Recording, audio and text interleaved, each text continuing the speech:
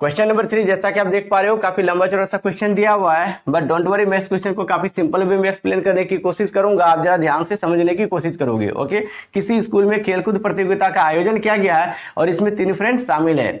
निहारिका जिसे एन के द्वारा रिप्रेजेंट किया गया है, रश्मि जिसे आर के द्वारा रिप्रेजेंट किया गया है, एंड प्रीत जिसे पी के द्वारा रिप्रेजेंट किया गया है। ओके, ए से डी, जैसा कि आप देख पा रहे हो इसमें प्रत्येक 1 मीटर कवर करते हुए 100 गमले रखे गए हैं। इस प्रकार एडी की वैल्यू 100 हो जाएगी।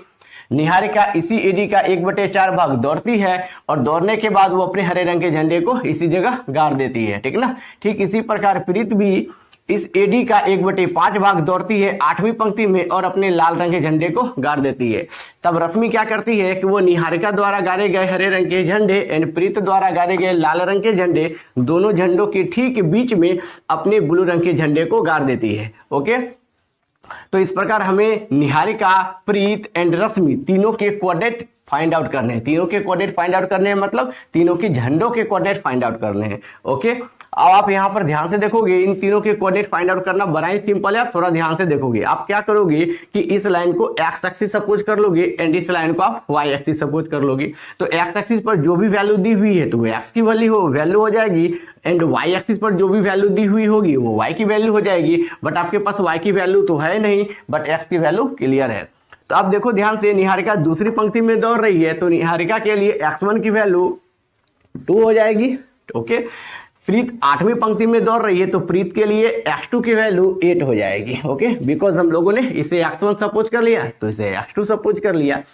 हमें रश्मि की कोऑर्डिनेट, रश्मि जो है इसके द्वारा जो गाड़े गए झंडे हैं इसके भी कोऑर्डिनेट फाइंड आउट करने, बट इसमें हम लोग बाद में डिस्कस कर लेंगे। ओके, आप ध्यान से देखो तो निहारिका एंड प्रीत दोनों के लिए एक्स की कोऑर्डिनेट तो आप क्लियर कर लिए, बट आपके पास वाई की कोऑर्डिनेट नहीं है। तो इसका मतलब ये हुआ कि आपको वाई की कोऑर्डिनेट फाइंड आउट करनी होगी। सो हम लोग इस जगह वाई की कोऑर्डिनेट फाइंड आउट करते हैं। सो इस जगह हम लोग लिखेंगे,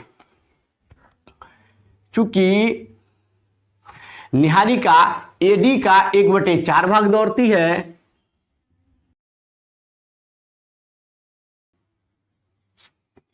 इसलिए निहारिका द्वारा तय की गई दूरी,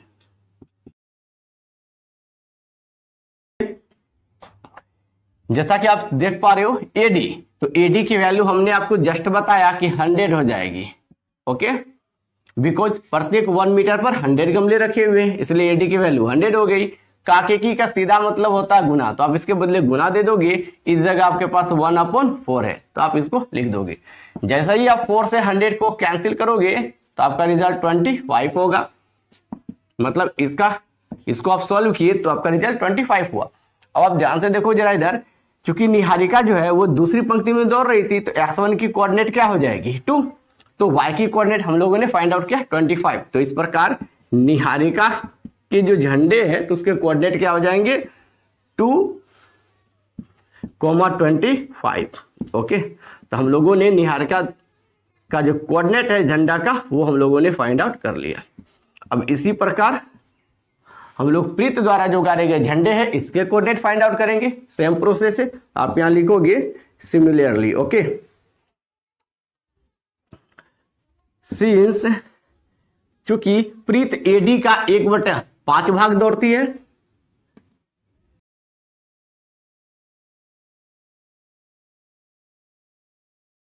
इस जगह भी लिखा हुआ एडी का 1/5, तो एडी की वैल्यू 100 हो जाएगी।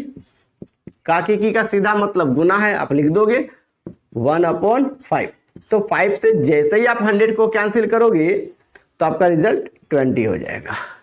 ओके, तो इसको सॉल्व करने के बाद आपका रिजल्ट 20 हुआ।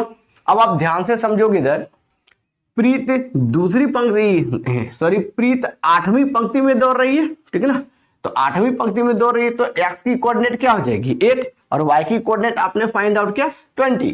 तो इस प्रकार प्रीत के द्वारा जो गाड़े गए झंडे हैं तो उसके कोऑर्डिनेट क्या हो जाएंगे 8,20। ओके, जब हम लोगों ने निहारिका के द्वारा गाड़े गए झंडे और प्रीत के द्वारा गाड़े गए झंडे, दोनों झंडों के कोऑर्डिनेट फाइंड आउट कर लिए हैं, तो अब हम लोग जो है इन दोनों झंडों के बीच की डिस्टेंस को भी फाइंड आउट कर सकते हैं। अब निहारिका द्वारा जो झंडे हैं उसके कोऑर्डिनेट क्या है 2,25, तो आप यहां लिख सकते हो 2,25।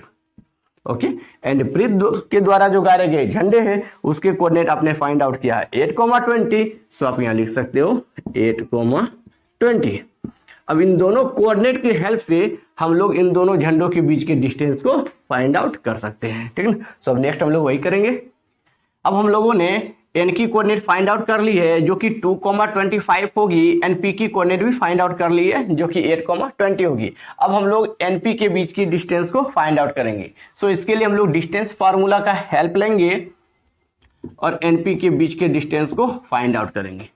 तो NP is equal to under root, इन दोनों में फर्स्ट आप देखोगे आपको 2 दिख रहा होगा, माइनस फार्मूला के हेल्प से यूज करेंगे, एंड इन दोनों में फर्स्ट आपके पास 8 है तो लिखोगे आप 2 - 8 का होल स्क्वायर, प्लस इन दोनों में सेकंड आपके पास 25 है माइनस फॉर्मूला के अकॉर्डिंग, एंड इन दोनों में सेकंड आपके पास 20 है तो आप यहां 20 लिखोगे फिर इसका स्क्वायर करोगे। ओके,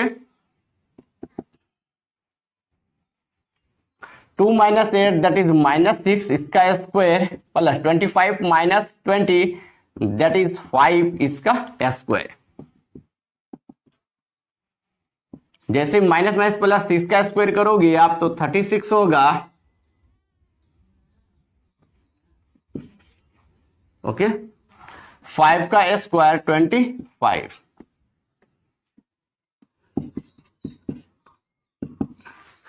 जैसे ही आप इन दोनों को ऐड करोगे तो √61 होगा, तो √61 मीटर। तो आप क्या समझिए, एनपी के बीच की डिस्टेंस √61 मीटर होगी।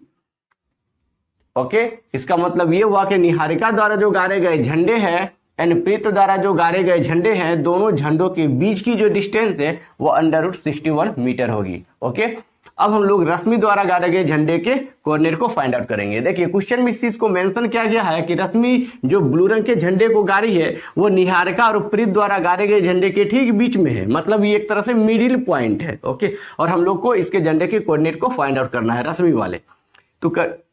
तो इसके लिए हम लोग क्या करेंगे, इन दोनों के फर्स्ट को ऐड करके 2 से डिवाइड करेंगे एंड दोनों के सेकंड को ऐड करके 2 से डिवाइड कर देंगे और सिंपली हम लोग इसके कोऑर्डिनेट को फाइंड आउट कर सकते हैं ट्रिकली। तो कोऑर्डिनेट ऑफ आर इज, इसको कोऑर्डिनेट पढ़ते हैं, ठीक है ना। इसका मतलब कोऑर्डिनेट को इस तरह से भी आप रिप्रेजेंट कर सकते हो। तो इन दोनों में फर्स्ट आपके पास 2 दिख रहा है तो आप लिखोगे 2 प्लस, इन दोनों में फर्स्ट आपके पास 8 दिख रहा है तो आप लिखोगे 8 अपॉन 2। इन दोनों में सेकंड आपके पास 25 है प्लस इन दोनों में सेकंड आपके पास 20 है divided by 2। Okay, 8 + 2 that is 10 upon 2, 25 plus 20 that is 45 upon 2। 2 से आप 10 को डिवाइड करोगे 5 बार में कैंसिल होंगे तो कोऑर्डिनेट आपकी हो जाएगी 5, 45 में 2 से आप डिवाइड करोगे तो आपका रिजल्ट 22.5 होगा। इसका मतलब आप क्या समझे कि रश्मि द्वारा जो गाड़े गए झंडे हैं वो 5वीं रेखा पर है। तो सच में आप देख पा रहे हो कि ये 5वीं रेखा पर है, आई मीन 5वीं पंक्ति पर है, और इन दोनों झंडों से इनके झंडों के बीच की दूरी 22.5 मीटर होगी। तो आप यहां लिख सकते हो 5वीं। तो इस तरह से हम लोगों ने क्वेश्चन नंबर 3 कंप्लीट कर लिया। अब नेक्स्ट क्वेश्चन नंबर 4 हम लोग देखेंगे। क्वेश्चन नंबर 4 जैसा कि आप देख पा रहे हो उसमें लिखा हुआ है बिंदुओं -3,10 और 6,-8 को जोड़ने वाले रेखाखंड को बिंदु -1,6 किस अनुपात में विभाजित करता है। ओके, तो इस क्वेश्चन को क्लियर करने के लिए आप क्या करो, फर्स्ट ऑफ ऑल एक लाइन को ड्रॉ करोगे एंड आप सपोज कर लो कि ये लाइन AB है। ओके, जैसा कि क्वेश्चंस में क्लियर किया गया है कि बिंदुओं -3,10 और 6,-8। ओके, तो इसका मतलब हुआ A की कोऑर्डिनेट -3,10 होगी जबकि B की कोऑर्डिनेट 6,-8 होगी। ओके, और इस AB लाइन पर P कोई पॉइंट है जो किसी भी जगह आप लिख सकते हो जिसकी कोऑर्डिनेट दी हुई है -1,6, और आपसे पूछा जा रहा है कि आप बताओ कि ये P पॉइंट जो है इस AB लाइन को किस रेशियो में डिवाइड कर रहा है।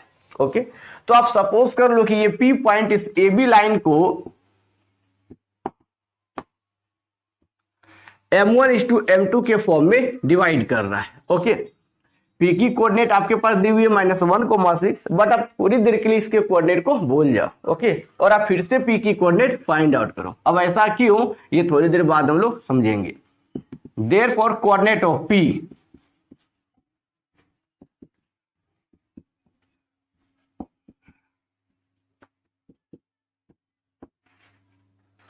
देयरफॉर कोऑर्डिनेट ऑफ पीस, इस m1 से इन दोनों में जो फर्स्ट है आप उसको मल्टीप्लाई करोगे, that is m1 into 6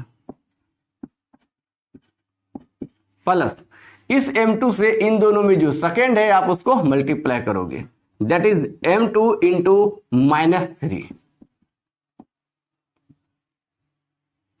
upon इन दोनों का सम, दैट मीन्स इन दोनों का योग m1 plus m2।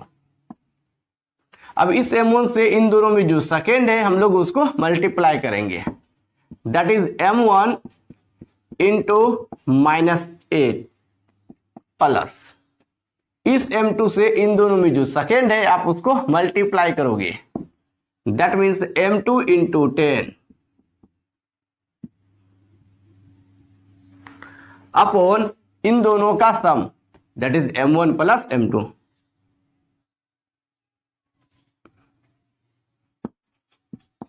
m1 plus m2, okay. 6 into m1, 6m1 plus minus 3 into m2, that is 3m2 upon m1 plus m2, comma -8 into m1, that is -8 m1 plus 10 into m2 upon m1 plus m2, okay. इस तरह से आप लोगों ने p की coordinate find out कर ली होगी, जैसा कि हम लोग यहां पर कर चुके हैं। अब देखिए ध्यान से, p की कोऑर्डिनेट तो हम लोग निकाल चुके हैं 6m1 -3m2 upon m1 plus m2, -8m1 plus 10m2 upon m1 plus m2, और ऑलरेडी p की कोऑर्डिनेट पहले से ही दी हुई है क्वेश्चन में -1,6। एक्चुअली इनफैक्ट हम लोगों ने जो कोऑर्डिनेट फाइंड आउट किया है वो भी p की है, एंड क्वेश्चन ने जो वैल्यू दी हुई है -1,6 कोऑर्डिनेट के फॉर्म में वो भी p की ही कोऑर्डिनेट है। जब दोनों ही कोऑर्डिनेट p की है तो दोनों का पहला भी आपस में बराबर हो जाएगा एंड दूसरा भी आपस में बराबर हो जाएगा, ठीक है ना। तो अब हम लोग इस चीज को वेरीफाई करते हैं, चेक करते हैं। 6m1 -3m2 upon m1 plus m2, हम लोगों ने p की कोऑर्डिनेट फाइंड आउट की थी, इन दोनों में फर्स्ट ये है और क्वेश्चन से जो p की कोऑर्डिनेट दी हुई है तो उन दोनों में फर्स्ट -1 है, ठीक है ना। तो दोनों का या तो आप फर्स्ट के साथ बराबर करके उसको सॉल्व कर सकते हो, अदरवाइज दोनों का सेकेंड को बराबर करके उसको आप सॉल्व कर सकते हो, बट हम लोगों ने यहाँ पर दोनों का फर्स्ट को ही बराबर करके इक्वल करके सॉल्व कर रहे हैं, ठीक ना। तो इक्वल टू इन दोनों में फर्स्ट आपका -1 है तो लिखेंगे, अपॉन अपने मन से हम लोगों ने 1 लिखा। अब 6m1 -3m2 को आप 1 के साथ मल्टीप्लाई करोगे तो रिजल्ट आपका सेम ही आएगा। तो 6m1 -3m2, अब इस चीज को भी आप -1 से मल्टीप्लाई करोगे तो माइनस है तो आपका बन जाएगा माइनस का m1 minus plus minus m2, okay. अब हम लोग इस चीज को इधर देखते हैं, यहां आपके पास 6m1 है और इस जगह -m1 है, तो आप क्या करोगे, -m1 को इधर शिफ्ट कर दोगे। तो 6m1 -m1 को आप इधर शिफ्ट करोगे तो प्लस में m1 इक्वल टू -m2 आपके पास पहले से ही है, -3m2 को आप बराबर के इस साइड लाके शिफ्ट करोगे तो +3m2 हो जाएगा। 6m1 plus m1 that is 7m1 equal to 3m2 plus में आपके पास है एंड -m2 भी आपके पास है, तो 3m2 में -m2 को आप माइनस करोगे तो आपका रिजल्ट 2m2 होगा।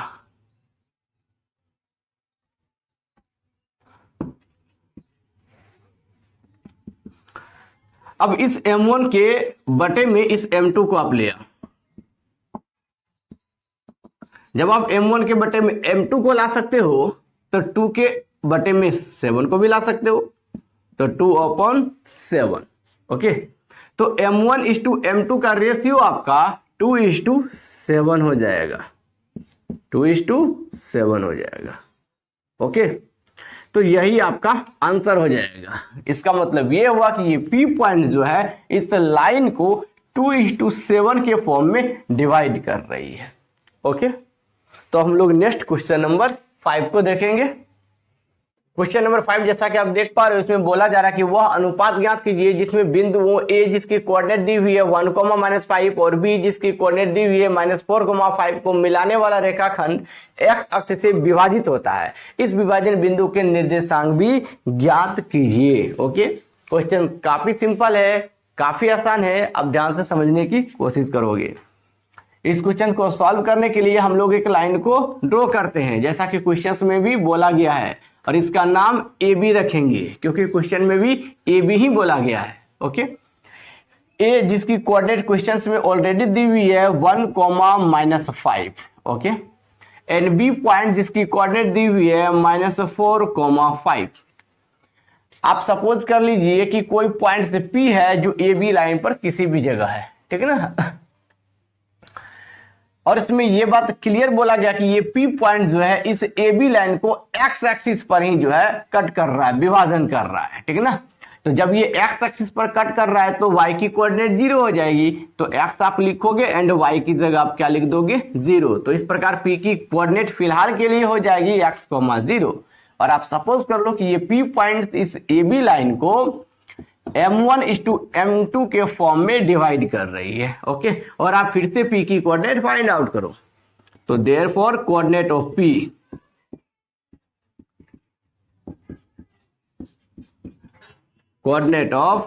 P इज ओके, इस m1 से इन दोनों में जो फर्स्ट है आप उसको मल्टीप्लाई करोगे, तो m1 × -4 प्लस इस m2 से इन दोनों में जो फर्स्ट है आप उसको मल्टीप्लाई करोगे, दैट इज m2 × 1 अपॉन इन दोनों का sum, that is m1 + m2, इस m1 से इन दोनों में जो सेकेंड है आप उसको मल्टीप्लाई करोगे, दैट इज m1 × 5 प्लस इस m2 से इन दोनों में जो सेकेंड है आप उसको मल्टीप्लाई करोगे, तो m2 × -5 अपॉन इन दोनों का सम, मतलब हुआ इन दोनों का योग, that is m1 + m2। Okay, m1 को आप -4 के साथ मल्टीप्लाई करोगे तो आपका रिजल्ट -4m1 होगा plus m2 × 1 that is m2 upon m1 + m2। m1 को आप 5 के साथ मल्टीप्लाई करोगे तो 5m1 होगा प्लस माइनस माइनस, m2 को आप 5 के साथ मल्टीप्लाई करो तो 5m2 प्लस माइनस माइनस ये वाला है, ठीक है ना। m1 + m2, m1 + m2, ये जो कोऑर्डिनेट हम लोगों ने फाइंड आउट किया ये कोऑर्डिनेट P की है, एंड ये भी कोऑर्डिनेट x, 0 जो है वो भी P की है। तो हम लोग क्या करेंगे, इन दोनों में जो सेकेंड है जैसा कि आप देख पा रहे हो 0, एंड इन दोनों में जो सेकेंड है जैसा कि आप समझ पा रहे हो 5m1 - 5m2 upon m1 + m2, इन दोनों को हम लोग इक्वल कर देंगे बिकॉज दोनों के दोनों कोऑर्डिनेट तो P की ही है, इस वजह से। ओके, तो 5m1 - 5m2 upon m1 + m2 equal to 0 upon 1 दे सकते हो। अब इसको आप 1 के साथ मल्टीप्लाई करोगे तो सेम रह जाएगा, जो है वही रहेगा, that means 5m1 - 5m2 is equal to m1 + m2 को आप जैसे ही 0 के साथ मल्टीप्लाई करोगे तो रिजल्ट 0 हो जाएगा। 5m1 आपके पास है -5m2 को बराबर के उधर शिफ्ट करोगे तो +5m2 हो जाएगा। 5m1 equal to 5m2। अब हम लोग इस m1 के अपोन में इस m2 को लिखेंगे, तो m1 upon m2 equal to, इधर आपके पास 5 है, अपोन इस 5 को इसके अपोन में डाल देते हैं हम लोग। ओके, अब ये दोनों 5 कैंसिल होके 1 हो जाएंगे, तो m1 upon m2 equal to 1 upon ने कुछ तो 1, दैट इज रेशियो 1:1 का हो गया। ओके, m1 की वैल्यू भी 1 होगी एंड m2 की वैल्यू भी 1 होगी, तो कुल मिलाकर m1 अपॉन m2 की जो रेशियो है वो 1:1 की होगी। तो इस चीज से हम लोग को दो मैसेज मिला। पहला मैसेज कि ये P पॉइंट जो है इस AB लाइन को 1:1 के फॉर्म में डिवाइड कर रही है, और दूसरा कि ये दोनों पॉइंट्स एक्चुअल में इक्वल हैं, क्योंकि ये दोनों पार्ट्स आपस में इक्वल है, बिकॉज रेशियो तो 1:1 का है। इसका मतलब ये हुआ कि P पॉइंट जो है इस AB लाइन के ठीक बीच में है, ठीक है ना, बिकॉज दोनों पार्ट आपस में बराबर है, AP इक्वल टू PB। इस चीज को क्लियर कर रहा है आपका ये रेशियो, बिकॉज रेशियो की वैल्यू आपस में इक्वल है, 1:1 की है। यदि P पॉइंट AB के ठीक बीच में है तो इसका कोऑर्डिनेट फाइंड आउट करना बड़ा ही सिंपल है। जैसा कि क्वेश्चंस में आपसे पूछा गया था कि P की कोऑर्डिनेट भी आपको फाइंड आउट करनी है, तो मैंने आपको एक ट्रिक बताया। ऐसे सिचुएशंस में जब P पॉइंट AB के ठीक बीच में हो और हमें P की कोऑर्डिनेट फाइंड आउट करनी हो, तो हम दोनों का पहला जोड़ के 2 से डिवाइड कर देंगे एंड दोनों का दूसरा जोड़ के 2 से डिवाइड कर देंगे। तो इन दोनों में फर्स्ट आपके पास 1 है, प्लस इन दोनों में फर्स्ट आपके पास -4 है, आप इनको ऐड करके 2 से डिवाइड दोगे, कॉमा इन दोनों में सेकंड आपके पास -5 है, प्लस इन दोनों में सेकंड आपके पास 5 है, इन दोनों को आप ऐड करके 2 से डिवाइड करोगे, तो -5 एंड +5 ये दोनों कैंसिल हो जाएंगे, और P की कोऑर्डिनेट 1 ± -4 अपॉन 2, -5 + 5 कैंसिल होकर रिजल्ट आपको 0 देंगे, तो 0 अपॉन 2, तो P की कोऑर्डिनेट हो जाएगी 1 - 4 दैट इज -3 अपॉन 2, 0 में आप किसी भी चीज से डिवाइड करोगे तो आपका आंसर 0 ही होगा। तो इस प्रकार P की कोऑर्डिनेट हो जाएगी -3 अपॉन 2, 0, यही आपका आंसर हो जाएगा। तो इस तरह से हम लोगों ने क्वेश्चन नंबर 5 को कंप्लीट कर लिया। अब नेक्स्ट क्वेश्चन नंबर 6 को देखेंगे।